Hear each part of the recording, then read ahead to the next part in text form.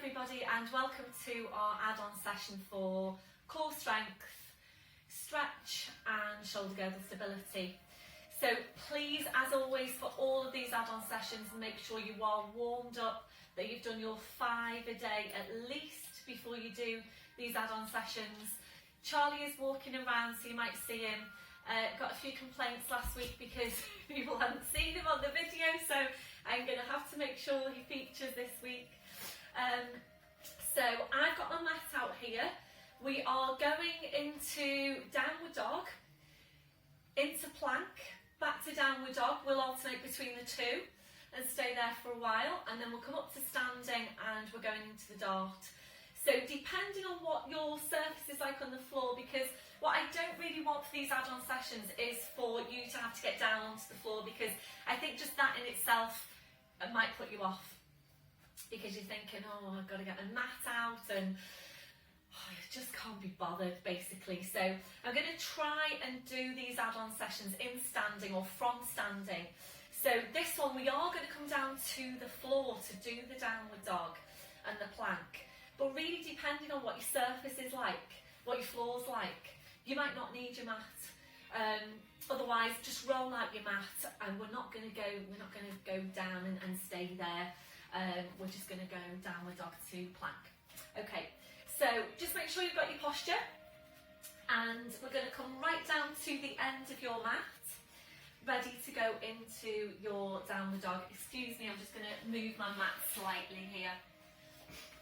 Okay, so full pelvic tilt if you roll down, scoop your abs in, breath in as you breathe out, you're nodding the chin, slowly rolling down, hanging your spine, keeping your chin tucked in, walking your hands forward now to your mat.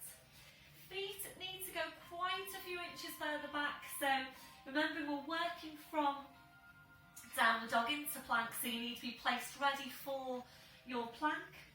So wherever your feet are now, please take them back even further. They always need to be further back than you think they need to be. So we'll start with downward dog. Breathing in, you're going to come up to your toes, so deep breath in. As you breathe out, take the heels down. And again, deep breath in, up to toes. Breathe out, taking the heels down. You're ready to now moving into plank. So breathe in, up to toes, draw up on your pelvic floor. As you breathe out, body weight forward over the arms, push down through the heels into the plank. And this is where you might need to adjust your placement. You might have noticed I adjusted my hands there. So make sure your hands are right underneath the shoulders, and then you set for the rest of the exercise.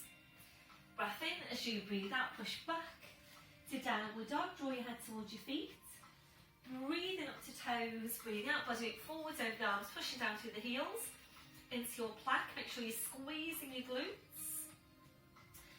So if you've been working with me for a while, and if you know that you've got good core strength, you might want to stay in your planks for a bit longer and really work on your strength.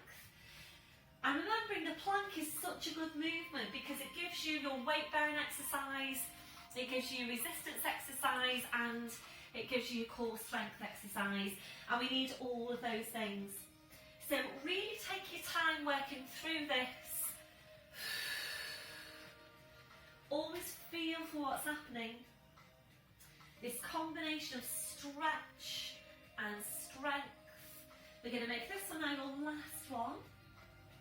So if you're ready to, come into your plank.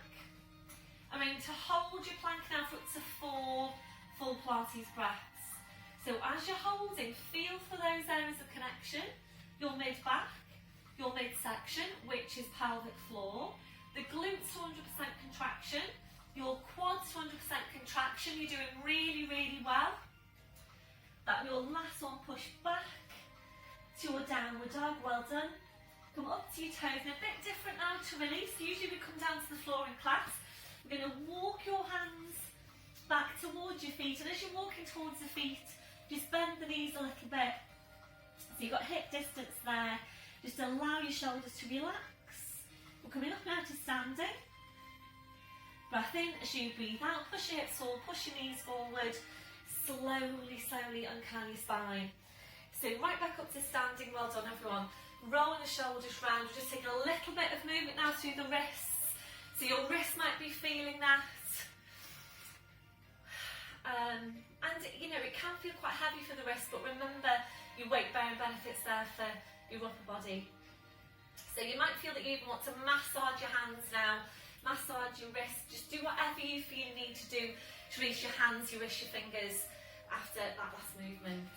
And then when you're ready, please come back to posture, and we're doing your dart in standing. So back to the hands are facing forwards, check through your posture, shoulders are down, check where your neck is, engaging your shoulder blades down your back, make sure you're in your neutral spine, knees are soft, and just check that equal weight into your feet. So focus is on the mid-back, you breath in to prepare, so you breathe out, draw your shoulder blades in towards each other, you're then drawing your shoulders back as far as you can, draw your shoulder blades now closer in towards each other, and breathe in to go back to your start position. And again, breathe out, shoulder blades in, shoulders back, shoulder blades closer in towards each other, breathe in to go back to your start position. So remembering this movement is so important for your posture. It's important that you maintain good tone, good strength into these stabiliser muscles in the mid-back. This is one of your 5 a day. You're aiming to work about 10. And really just be aware about your shoulder girdle posture in your day-to-day. Remember, you always need to feel for what's happening. So feel for the drawing down of the ribs, the drawing down your shoulder blades. Check in with your hands, make sure they're not resting onto the fronts of your thighs. This one I will last one. So drawing the shoulder blades in, drawing your shoulders back. As you're drawing your shoulders back, also try and draw your shoulder blades right down your back. And your last one, back to your start position, well done. You might feel now that you want a mid-back stretch or interlacing fingers. Please don't lean forward, it's full pelvic tilt. Breath in as you breathe out, push into your back, push into your hands. Keep on pushing into your back, keep on pushing into your hands.